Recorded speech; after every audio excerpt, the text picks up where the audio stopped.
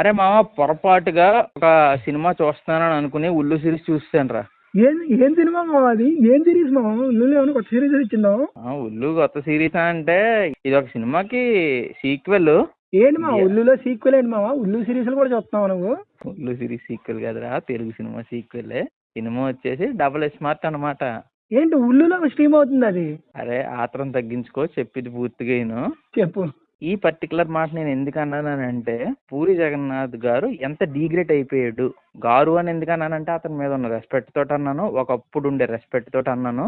ఇంకా ఈ సినిమా చూసిన తర్వాత ఎంత క్రింజ్, ఎంత డైరెక్ట్ గా తీసి మన ముందు మన మొహాన్ని కొట్టాలా అని ఎందుకంత కసిపించేసుకున్నాడో నాకైతే అర్థం అవ్వట్లేదు. చిన్నప్పటి నుంచి మనం చూసి పెరిగాం, మంచి మంచి సినిమాలు తీశాడు కాదంటలేదు, చాలా మంచి సినిమాలు తీశాడు, హీరో క్యారెక్టరైజేషన్ బాగా ఎస్టాబ్లిష్ చేస్తాడు, మేనరిజం క్రియేట్ చేస్తాడు, అంతా బాగుంటుంది కాదంటలేదు. కానీ ఆ పూరి ఇప్పుడు లేడు.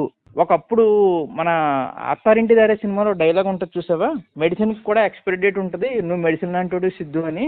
ఆ డైలాగు పూరికి వర్తిస్తుంది అనమాట. ఎందుకంటే దీని ఇండస్ట్రీకి కావాల్సినప్పుడు ఒక మంచి మెడిసిన్ అయ్యాడు, బట్ అది ఎక్స్పైర్ అయిపోయింది. ఇప్పుడు అది అవసరం లేదు అని అనిపిస్తుంది నాకైతే, పర్సనల్గా అనిపిస్తుంది. ఎందుకంటే ఇంత క్రింజ్, ఇంత దిగజారిపోతాడని నేనైతే అనుకోలేదు.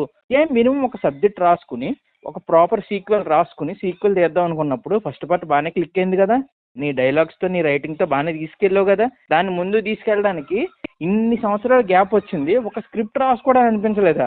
ఏది పడితే అది రాసేయాలనిపించిందా? ఏదైతే స్ట్రెంగ్త్ పూరి గురించి నేను మాట్లాడుతున్నానో రైటింగ్ విధంగా, డైలాగ్స్ పరంగా, అది ఈ సినిమాకి పెద్ద మైనస్.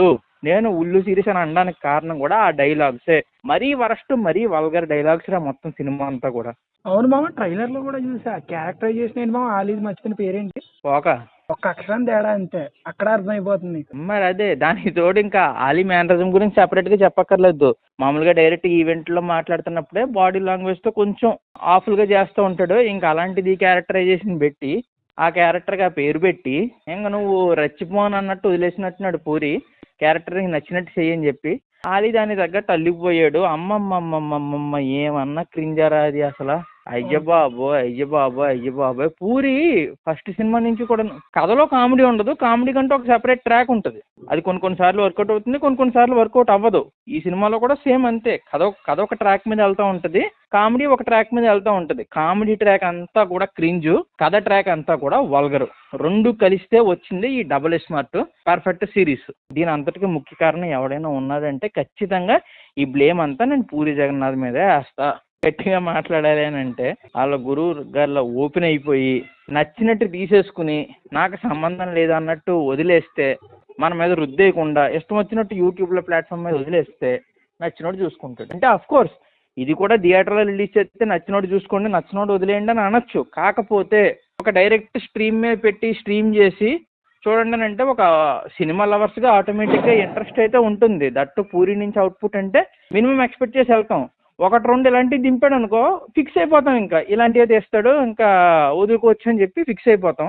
ఇంకా ఆ రేంజ్ వరకు వెళ్ళిపోయాడు. మరి ఇప్పటికన్నా ఏమైనా కంబ్యాక్ ఇస్తాడేమో అని ఎక్కడో ఒక పర్సెంట్ అయితే ఉంది, కానీ అది ఎప్పుడు అవుతుంది అన్నది మాత్రం నేనైతే చెప్పలేను.